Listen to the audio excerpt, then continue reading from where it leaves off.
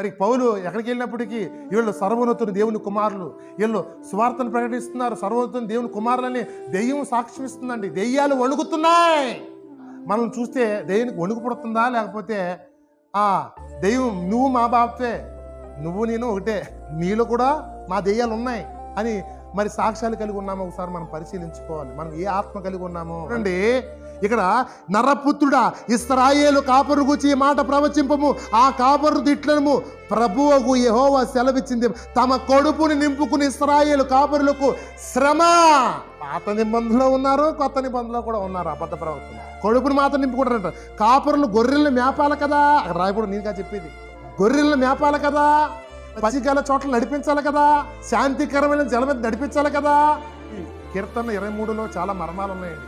యెహోవా నా కాపరి, నాకు లేమి కలగదు. ఆయన మన కాపరి అయితే మనకు లేమి కలగదు. లేమి అంటే కరువు ఉండదు మనకి.